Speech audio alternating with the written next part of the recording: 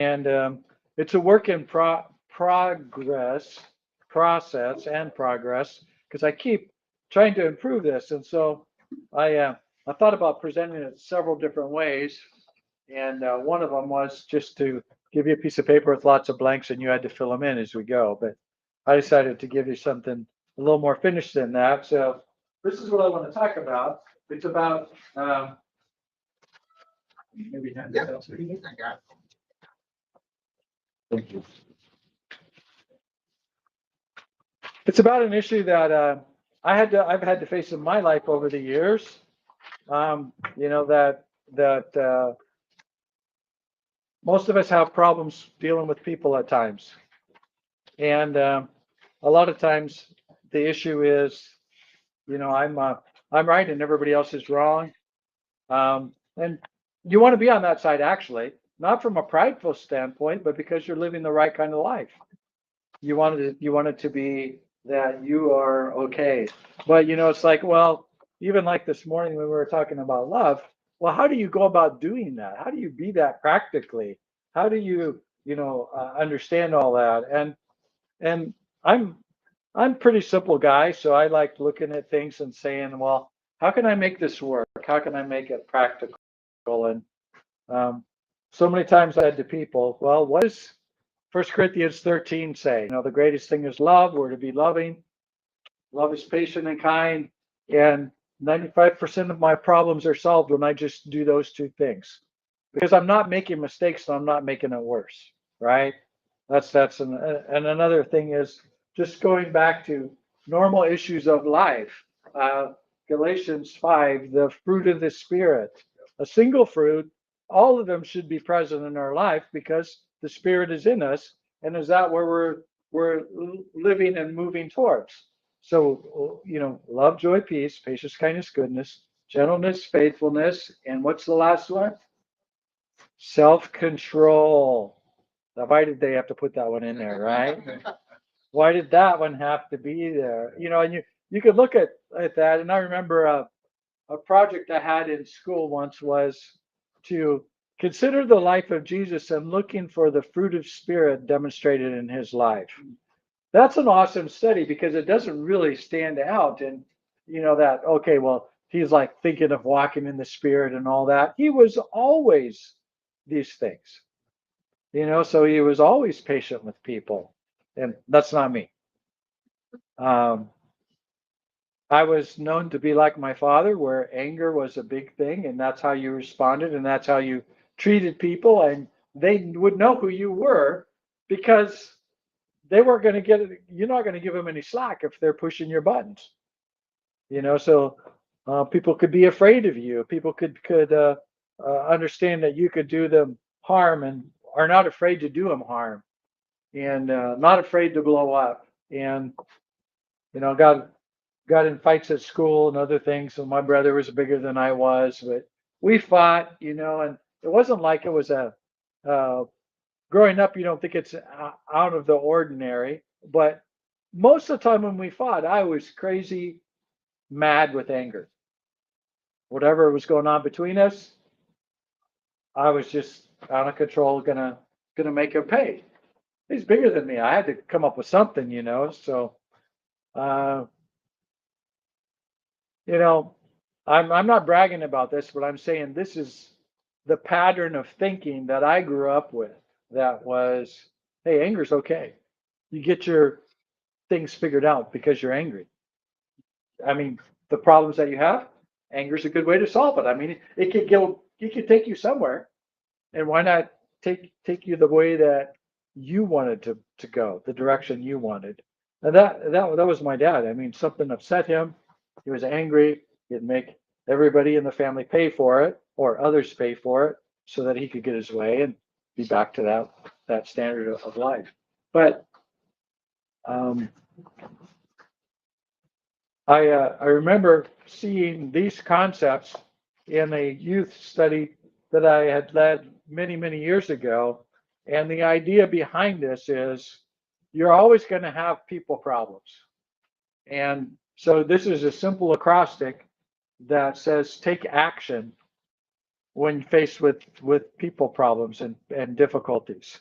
Not knowing how to respond, because even like we studied in Ecclesiastes, right? We don't know what tomorrow holds. We don't know what our future holds. Who can decide what's good for a man, and right, and the uncertainty of life is going to always be there to face us. We're not going to be able to get away from that. So this is just a little study that I keep working on. I keep adding verses to, keep honing it. I've got like a close to a 5-page version of it that's in here with more questions and some development. But this is the simplest overview of just thinking about some of these thoughts. How do I approach issues with people, problems with people? And how do I do that, maintaining my Christian testimony and not going off in anger, because that's where my heart used to want to go all the time. I wanted my way, not just selfishness, but anger in uh, very bad manifestations. So before we really look at some of this list, I want you to just consider the fruit of the Spirit in Galatians 5. Because when you look at this list, it's a really good list. I say live by the Spirit and you will not gratify the desires of the sinful nature, verse 16. And it goes on in verse 19 to list the sinful nature, and its acts are obvious. And this is how I used to live. But look at what's there in that list. Sexual immorality, impurity, debauchery, idolatry, witchcraft. These are the ones I'm talking about, not those first ones. I mean, I wasn't, yeah, my life was full of, no, not those first ones. This next one, the anger that I was talking about. Hatred, discourse, jealousy, fits of rage, selfish ambition, dissension, factions. Now it goes to envy and drunkenness, and it's like it goes into orgies and then he says the like, anything like this. It's kind of interesting that in the middle of this horrible list, there's the way that we talk with people that seems pretty normal in the world. People act like this. My family acted like this. I was like this. But I don't want to be like that, right? And the answer is the complete opposite. So even in work situations, sometimes in the church you will find some of these things, the jealousy or the hatred or discord. And that's not supposed to be there, but sometimes it is because people are there. You know, some people talk about the ministry in the church, and it's all, everybody's like holier than thou, supposed to be perfect and all that stuff, but they're not. And the answer is, of course, they're not. This side of heaven, we're not, but we're a work in progress. We're continuing to grow as disciples in Christ, and hopefully to reflect Christ more and more. And it's not that we are never around problems or that we sometimes never cause problems, but it's that what do we do when they do arise? How do we face that stuff? And, this list of jealousy, fits of rage, well, that's what I used to be, selfish ambition. I'm going to get my way. I'm going to do it through anger, dissension, factions, envy. A lot of that stuff is bad, and it's not helpful for healthy relationships. And this is comparable to other lists that are in the New Testament and in the Old Testament that talk about, there's this new life we should be living, and there's this old life. Ephesians 4 this morning, we barely scratched it, but put off the old man like a garment, take off that old garment, stop living that way, stop thinking that way. And that's easier said than done. Because when you look at when I got saved as a young teenager, I had, a good solid decade of thinking anger is the normal way to respond to things. And it's okay.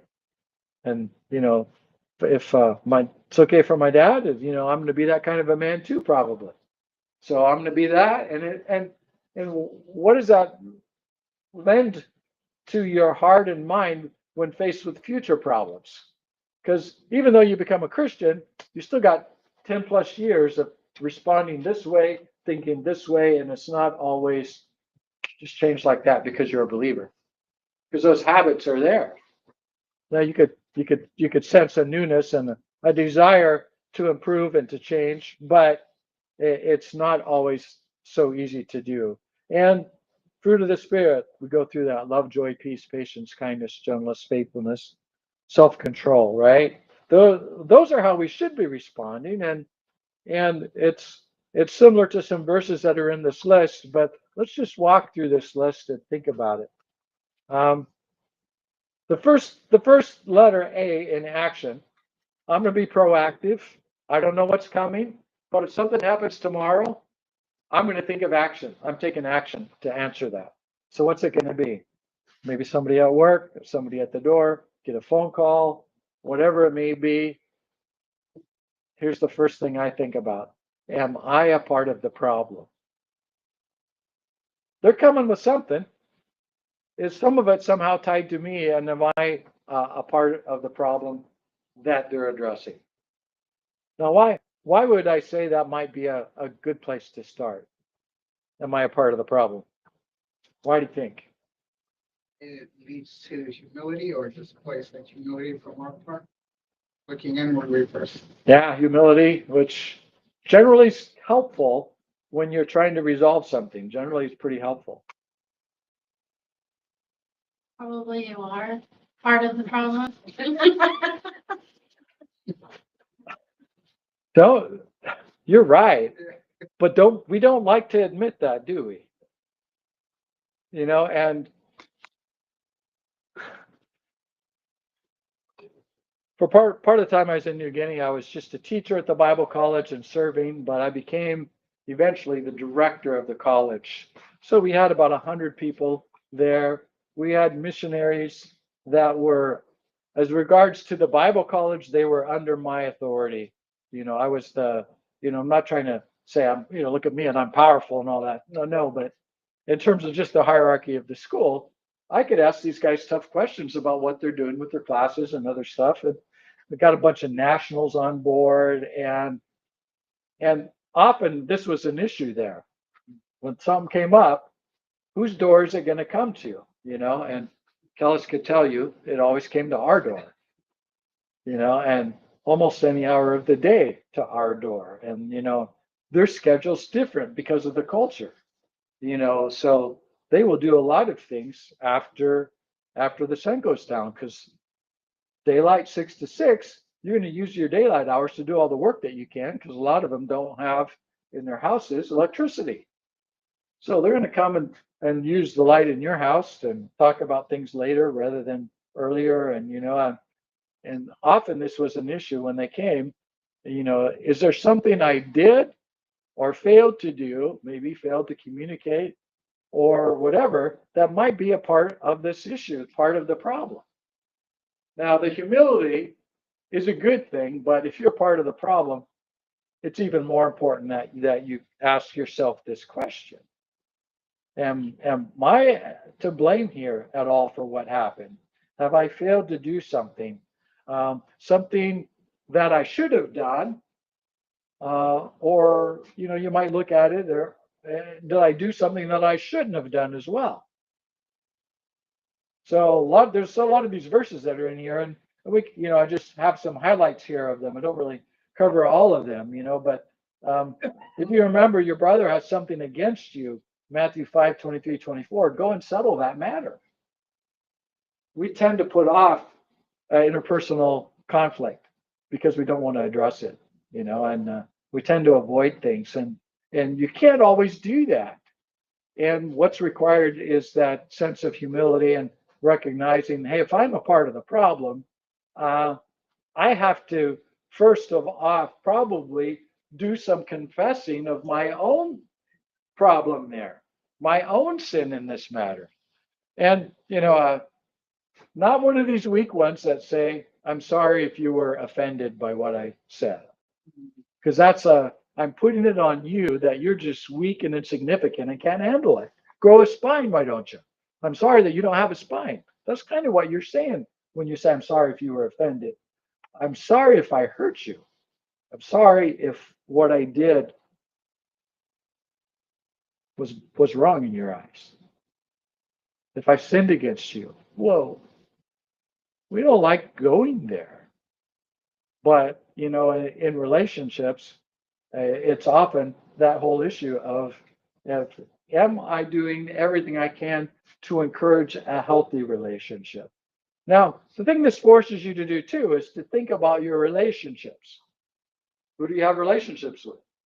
And it gets this mindset that's going outside of yourself to consider them ahead of time. Because when we do have people problems and we solve them correctly and there's reconciliation, that's all good. But we also should be learning from that not to allow this to happen again.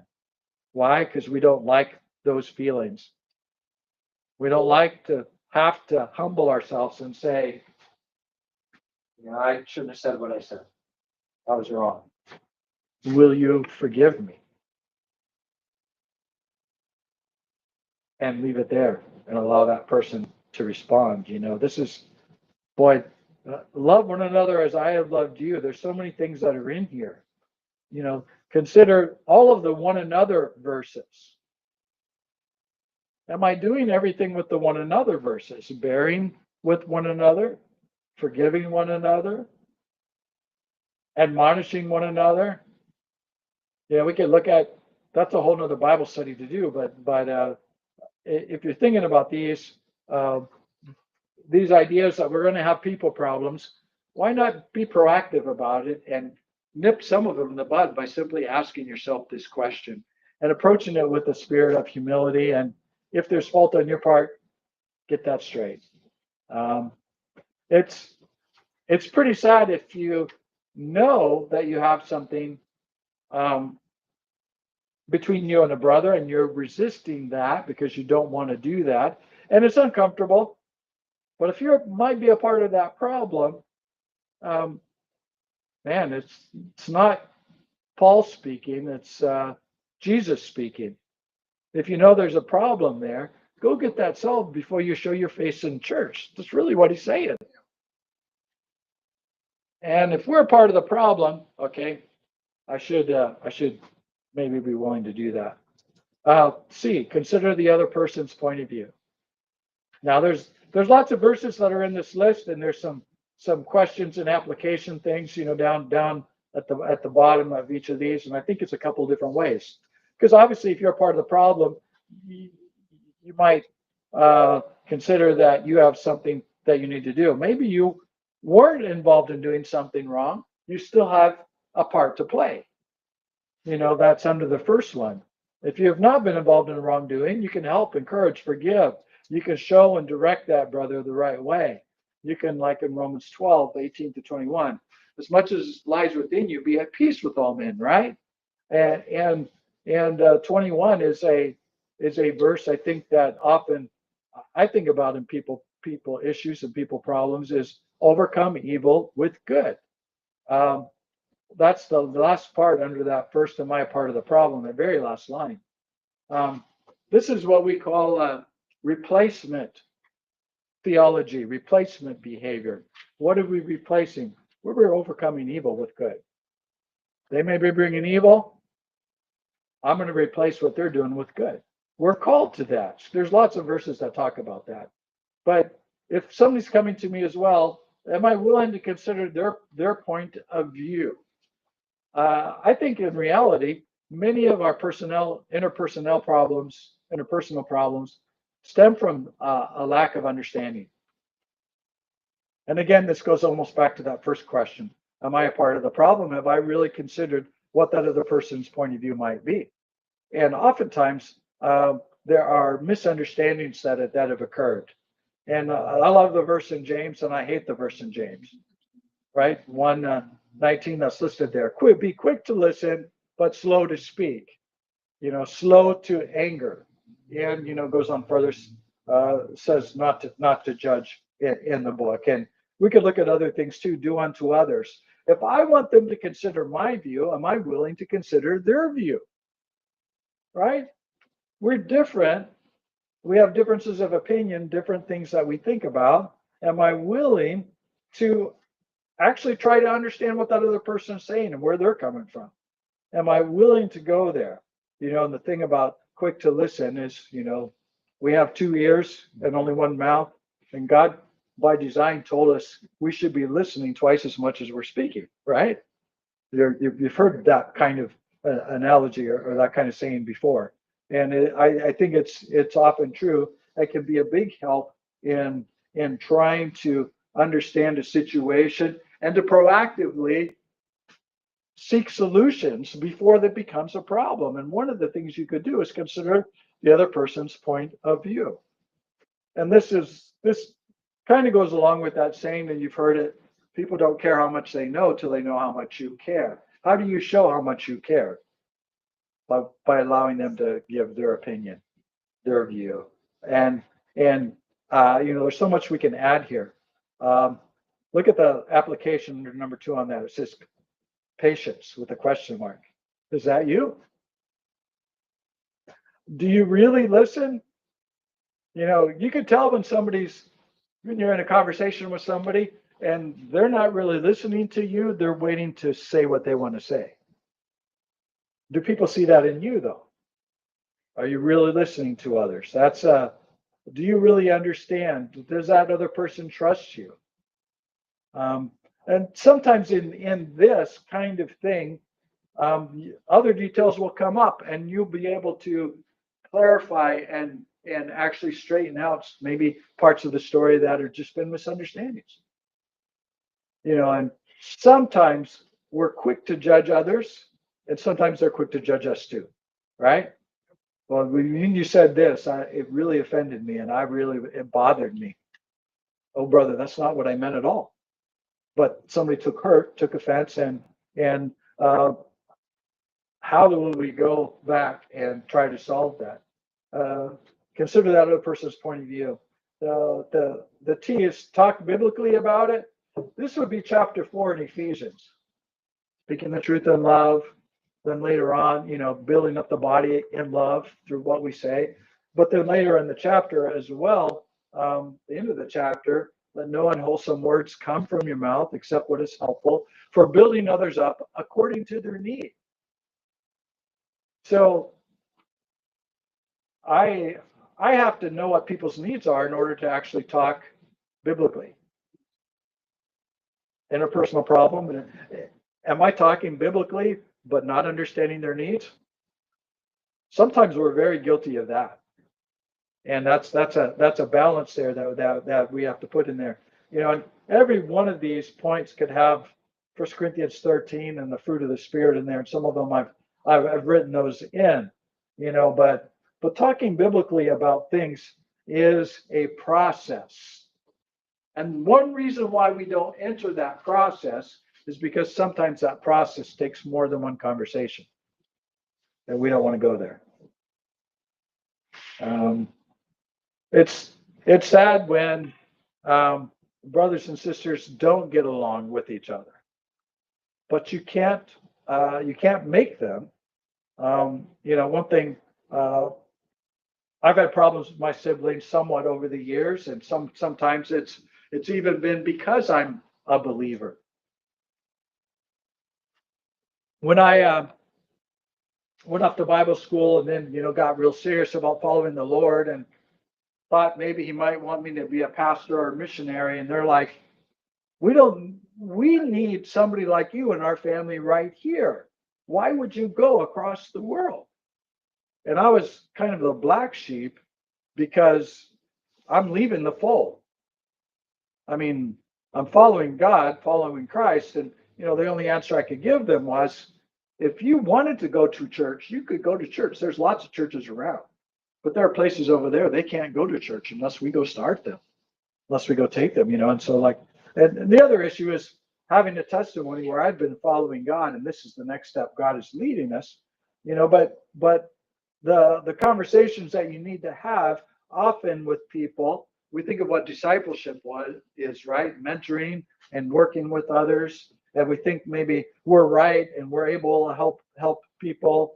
And I'm glad there are men that I could look up to that can instruct me, right? That's some of this, but it's a process. So talking biblically about things involves quite a bit of effort. You know, the whole book of Proverbs is full of wisdom in how we talk with each other. Soft answer turns away wrath. You know, rebuke a fool 3 times, and after that, have nothing to do with them. Sometimes those are the conversations we have with people. I mean, you realize this guy's not interested in a conversation, and sometimes we give time to that when we need to walk away. Here's another thing: I isolate competing or complicating issues.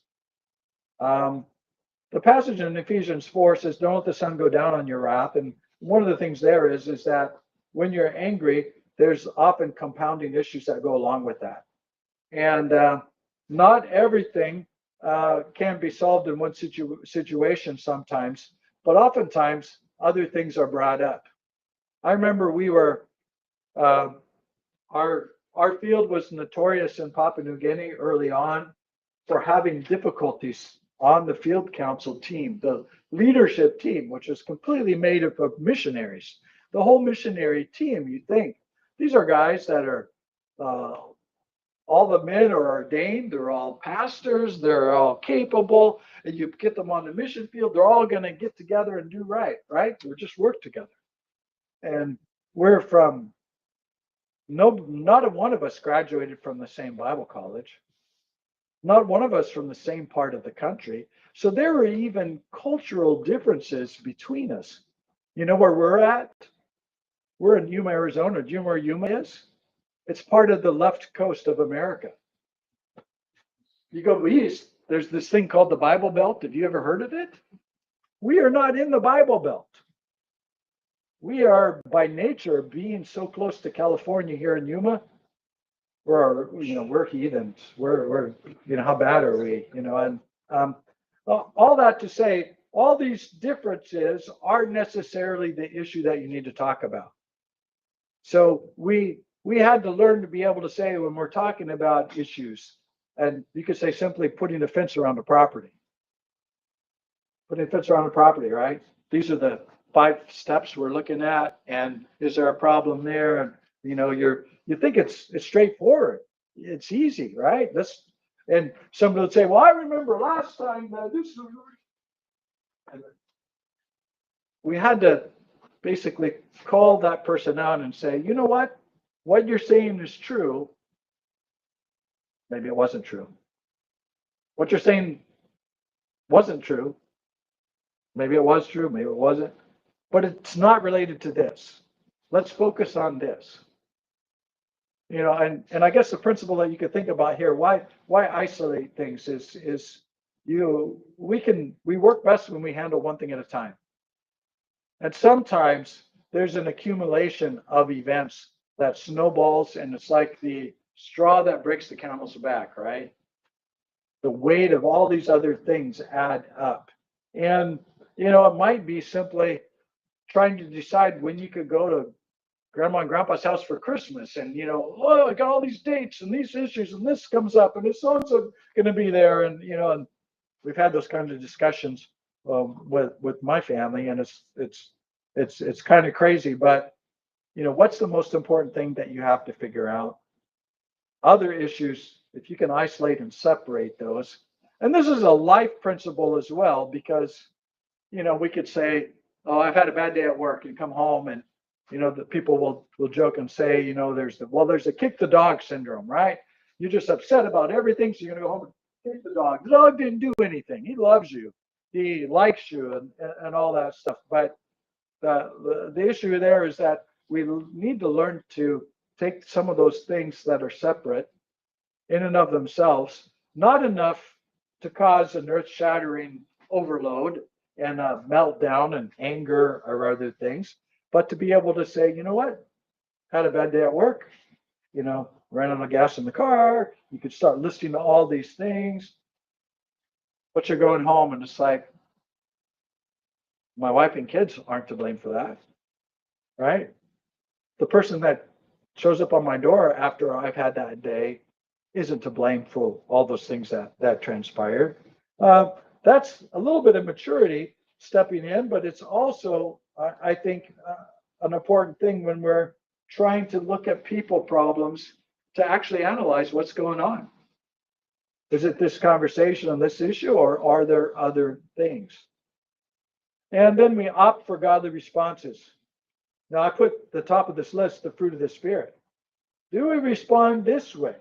How does God want us to respond? And underneath that, I have 1 Corinthians 13, love, patient, kind, no envy, no boasting, no arrogance, isn't rude, doesn't insist on its own way. A lot of times in interpersonal issues, you see people wanting to insist on their own way. And sometimes that person is me, right? We're part of that problem. So we're constantly, am I a part of the problem? Am I doing well? Do I follow this pattern in 1 Corinthians 13? Am I opting? Am I choosing godly responses? You know, when I was working with the deputy headmaster, national guy who's a great guy, Michael Kway, he'd never been in that role before. And we did all kinds of things together because oftentimes a knock would come on my door. I'd go get Michael. That's the first thing. We're going to go do these things together a lot of times. And he's like, what do we do, Brother Pat? And I said, I don't know what we're going to do. I've never faced this either. And he's like, well, you're the guy in charge. And he's like, I'm glad I could say that you're the guy in charge. But you know, there's always a godly response to situations. And when we think about it as believers, shouldn't the fruit of the Spirit be just right there at the top? Shouldn't love, 1 Corinthians 13, be right there at the top? And if we focused on those things, it would solve so many of the other issues. You know, because patience, I can't tell you how many times we met with a difficult situation. We didn't have the answers right there, but we said, you know what? We want to make sure we get this right. We're going to pray about this, and we're going to seek the Lord, and we're going to consider, often we had to verify things, but there is a high road, we could say morally, that we should seek. And earlier, Alex, you were talking about Christ's example, how he didn't always fight back, even when he had the ability to do so and do so righteously. He also turned over the tables in the temple. And I don't dare say, my anger's been righteous when I've been angry, but Christ was, he was advocating for the Father's house to be a house of prayer, and what are the godly responses? Because we often see in personal relationships that I'm the only one trying to be godly.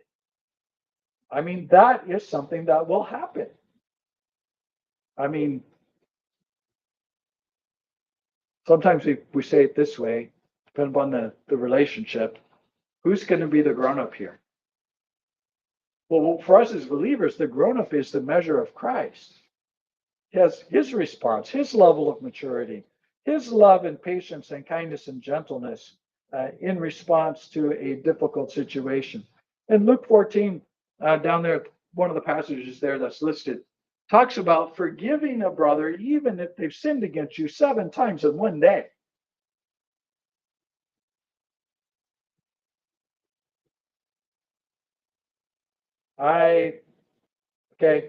Somebody actually asks forgiveness and repents.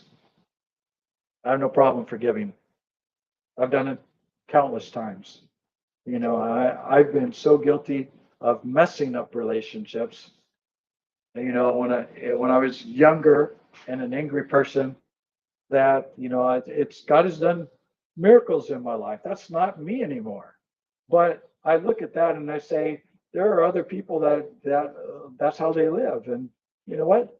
I could forgive them, but they come back later that same day and says, having done the same thing, I'm really sorry, man. I messed up again, and I was wrong. Will you forgive me? Okay, we're starting to think right away. Is this person really repentant? Is he really sorry? I don't know if any of you, if parents said if you're sorry, it means you're not going to do it again. You ever heard that? saying you're sorry means you're not going to do it again. It's like, yeah, till next time. That's kind of how we roll. But this idea of forgiveness and ongoing forgiveness is something that's hard to do. And the N stands for not all situations will be solved. I'm not looking at all these verses. This is a work in progress, and I wanted to give you, this is one version of the outline that I had, and I keep adding verses and tweaking, and I want you to add verses and tweak this, but to think about this, faced with an issue, a personal problem, some confrontation. Am I a part of the problem? Am I considering that other person's point of view? Usually that involves talking and asking questions so that you get that other person's point of view. That gives you time, actually, if you think about it, to wrap your head around how should I be talking about this? Well, you should be talking biblically about it and separating things that come up in the conversation or that are already a part of the relationship that may not be helpful to this conversation right now. Yeah, we've had some history, but let's not focus on that history. Let's focus on this issue we're trying to deal with right now. And that's a way of trying to turn a bad history into some positive steps. Let's bring some positive things in. And you can do that by isolating. But opting for godly responses is a very hard one when you're trying to do things and you're even doing things biblically. Matthew 18 is under that list there. As well, if your brother sins against you, what do? You go to him, and the one another's come into play. Why, even like in this morning's sermon, we talked about why gentleness and patience with others. Why those things? Because we're going to need it. We're going to need it. That last part is really a hard one because we want to say as believers, we can solve things. We ought to be able to sit down, straighten things out.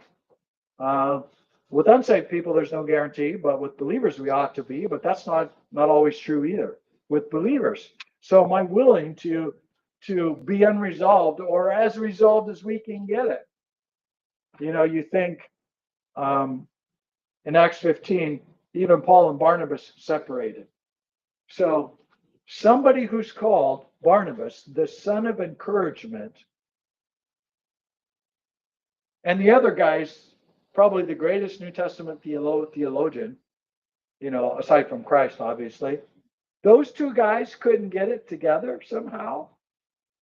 And like it kind of stands that might come up in our life that maybe, I'm going to try to be the theologian or the son of encouragement, but still not everything is solvable this side of heaven. So this is just a little acrostic, and I think it's a work in progress. I think you should add some of your own verses there, as when you think about them and you read something, you can go, hey, that would fit under this one. Make this your own. But here's the thing. If we're to be children of light, we need to be proactive about this. This is just a little tool dealing with a horrible conversation.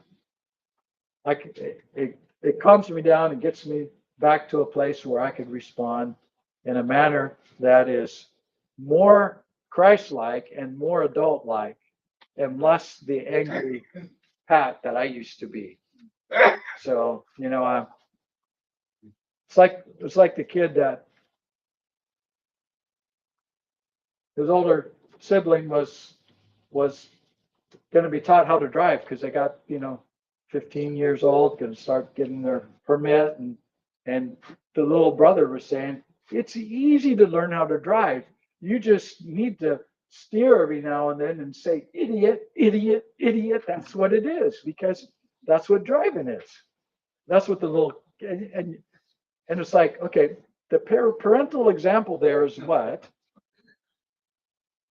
And, there is a rear view mirror in the car, so you could see yourself when you're driving. But but how do we respond to things?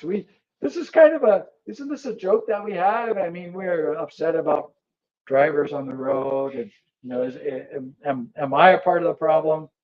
You know, how we talk about things is important, and I hopefully, just considering again, I would say 1 Corinthians 13, patient kindness, start going down that list.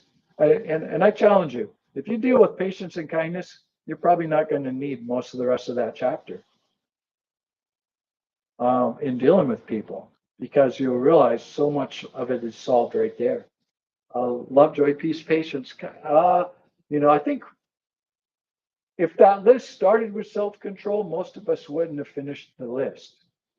The fruit of the Spirit is self-control. I'm not going to read this list. It's the last one, right? It goes over all of it.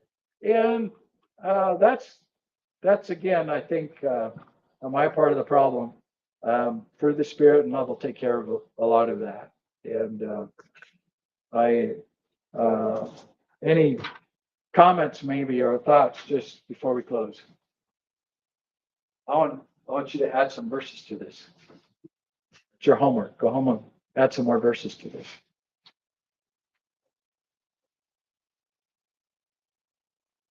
I appreciate that too, to what you just mentioned, the opt for godly responses in 1 Corinthians 13. You have patient, kind, first two Psalms 95%.